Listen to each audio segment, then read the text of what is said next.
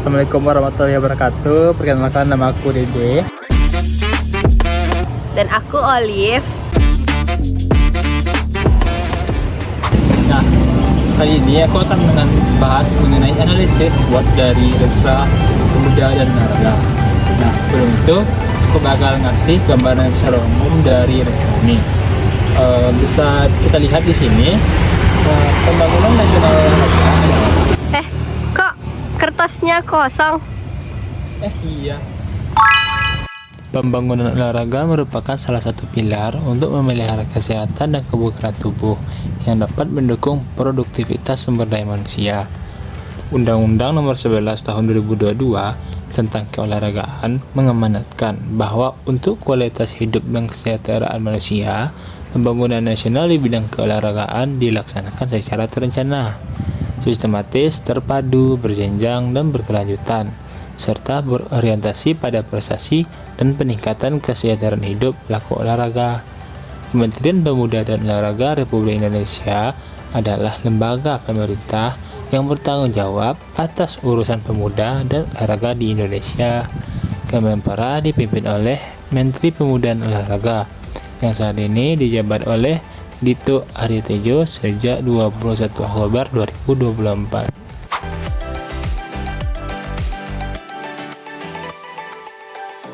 Nah, analisis SWOT dari Renstra Kemenpora tahun 2020 sampai 2024. Yang pertama ada strength yang biasa disebut kekuatan. Kekuatannya ada yaitu berprestasi. Indonesia sangatlah berprestasi di bidang olahraga, tentunya di tingkat nasional maupun internasional. Tingkat nasionalnya seperti ada PON, dan tingkat internasional juga ada Olimpiade Games, SEA Games, dan Asian Games. Yang kedua, pembinaan.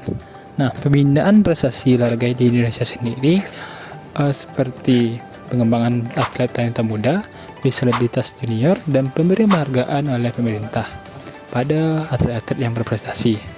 Nah, pembinaan ini berkolaborasi dengan pemerintah pusat dan pemerintah daerah, perguruan tinggi, dan serta beberapa stakeholder lainnya. Yang ketiga, adanya dukungan dari pemerintah. Dukungan dari pemerintah yang kuat tertuang dalam Undang-Undang Nomor 11 Tahun 2022 tentang keolahragaan. Nah, seperti adanya pembentukan kurikulum sekolah dasar dan menengah, penerbitan DBON, pembinaan atlet usia dini pada PPLP dan SKO, serta menyelenggarakan turnamen pada tingkat anak-anak dan apa ya? Yang kelima atau yang terakhir, hubungan pusat ke daerah. Pembagian tugas olahraga dalam organisasi dari pusat ke daerah, provinsi maupun kabupaten atau kota sudah berjalan dengan baik. Yang keempat yaitu fasilitas yang memadai. Di Indonesia telah dibangun kompleks olahraga, stadion maupun gedung-gedung olahraga yang berstandar internasional yang bisa digunakan sebagai venue olahraga seperti Asian Games, Asian Para Games, PON maupun Piala Dunia U20 yang tersebar di kota-kota besar di Indonesia. Seperti salah satunya stadion kebanggaan kita di Sumatera Barat yaitu Stadion Utama Sumbar, Stadion Haji Agus Salim seperti belakang saya ini. Ada ular. Selanjutnya yaitu kelemahan. Terdapat beberapa kelemahan seperti belum optimalnya implementasi DBON. Yang kedua, belum tersedianya fasilitas yang merata di seluruh penjuru negeri yang digunakan sebagai kompetensi maupun latihan. Yang kedua, belum tersedianya data-data keolahragaan di daerah maupun pusat. Yang keempat yaitu sumber daya manusia yang belum mumpuni yang nantinya digunakan sebagai pelatih maupun instruktur. Yang terakhir yaitu belum konsistennya anggaran-anggaran yang digunakan untuk event. Yang ketiga ada opportunity. Nah, opportunity biasa disebut dengan peluang.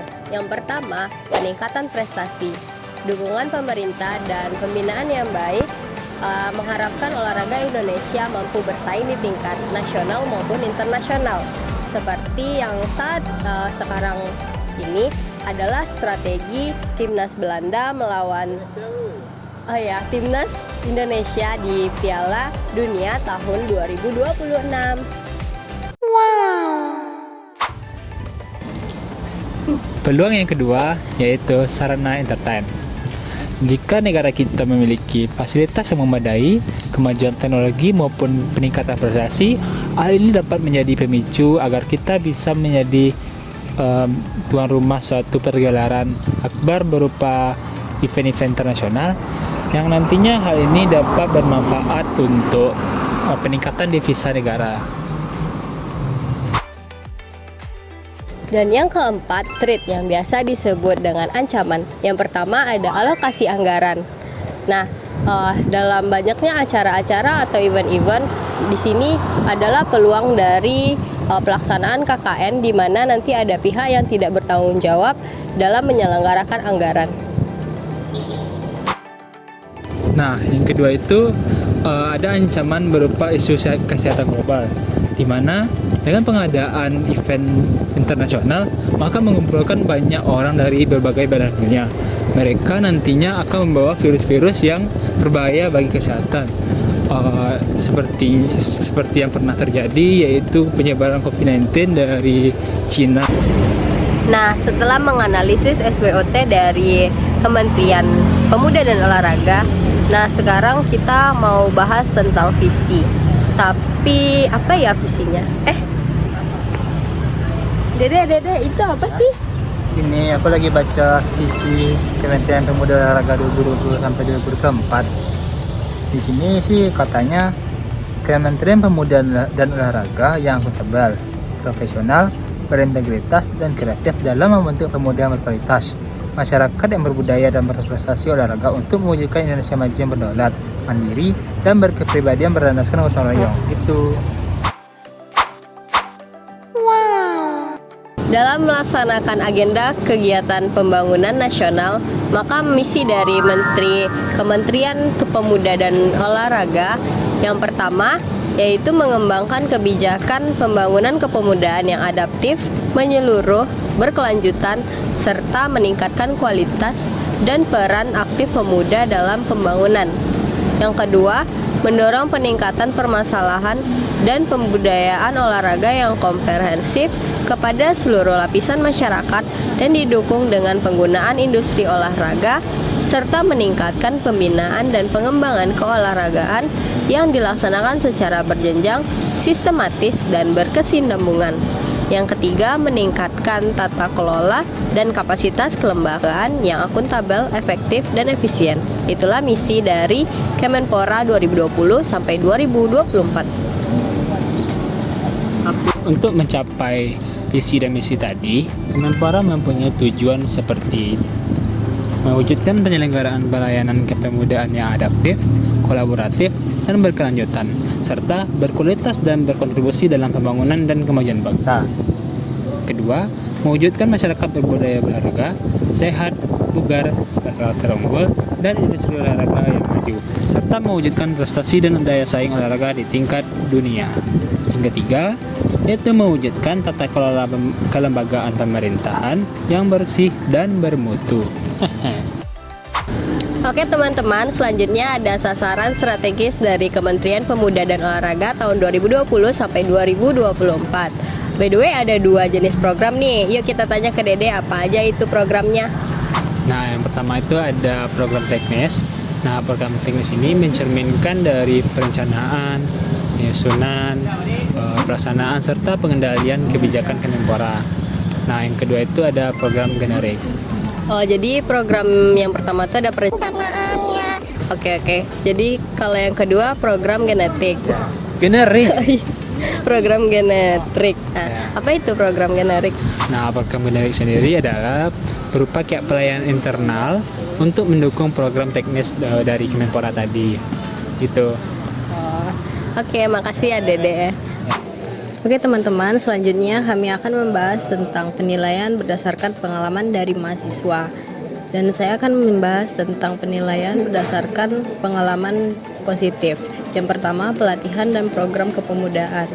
Banyak mahasiswa yang merasakan manfaat dari pelatihan yang diselenggarakan oleh Kemenpora, terutama dalam bidang soft skill dan keterampilan dalam kepemimpinan. Yang kedua, peningkatan kesadaran olahraga.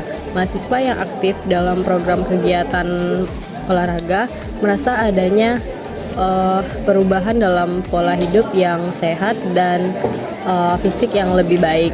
Dan yang ketiga, ada pemberian beasiswa dan dukungan pengembangan karir.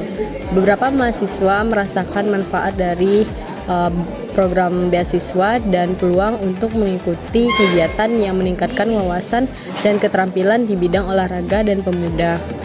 Nah, selanjutnya, Dede. Selain dari dampak atau pengalaman positif dari mahasiswa mengenai Kemenpora ini, terdapat juga pengalaman negatifnya. Seperti yang pertama, keterbatasan program tersedia. Tidak semua mahasiswa merasa program Kemenpora ini dapat diakses dan relevan dengan kebutuhan yang mereka butuhkan, terutama mereka yang berada di luar Pulau Jawa. Yang kedua, kurang pemahaman mengenai program Kemenpora ini.